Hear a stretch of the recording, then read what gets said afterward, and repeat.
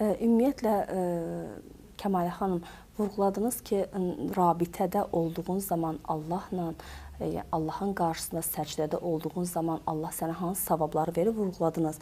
Bəzən insan namazda fikirdə yayınır, çox yayğınlıq olur. Sanki bütün işlərimizin hər bir görmək tərzi belə namaz əsnasında yada düşür. Nə bişirəcəksən, nə yeyəcəksən, hara gedəcəksən, hətta namaz əsnasında hara gedib gəldiyi belə planlaşdırırsan. Bu fikrin yayılması barəsində bəs namaz necə olur, aqibəti necə olur o namazın?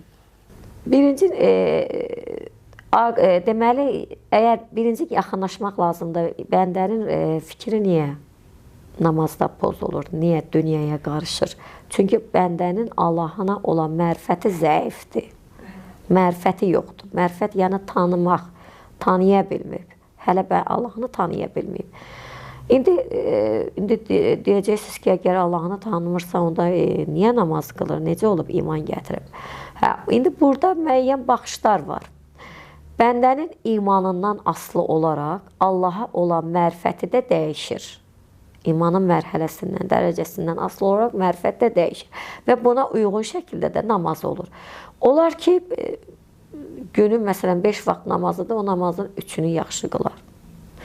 2-sini zəif qılar. Olar ki, birini ən yüksək halda qılar. Olar ki, 1 ay, 2 ay, 2 həftə, 3 həftə namazda Allahla tam rabitə tuta bilməz. Olar ki, bu müddətin içində bircə dəfə, yaxud da bircə gün rabitə qura bilər. Bu nədən olur? O bəndə deməli dünyaya meyli var. Fikri hələ dünyadadır. Dünyadan ətəyini toplayıb hələ gəlməyib. Fikri dünyadadır. Və qoy sualınızın cavabını verim, sonra o söhbətə keçək ki, sualın cavabı izah olunsun. Əgər namazda bir neçə dəfə bəndənin fikri yayınırsa, namazı qəbul olunmur mənəvi cəhətdən. Bir dəfə pozular, yəni fikri yayınar, ruhu cəhətdən ayrılar namazdan, o bağışlanılır. Bir də qaydar öz halına, o da bağışlanırlar 3 dəfə. Artıq bu haldan o yana keçmir. Bu barədə hədislər də var. İmam Sadiq əleyhissalamdan hədis var ki, artıq 3 dəfə və yaxud da 4-cü dəfələrdə artıq nədir? Bəndənin fikri yayınarsa namazı qəbul olunmur.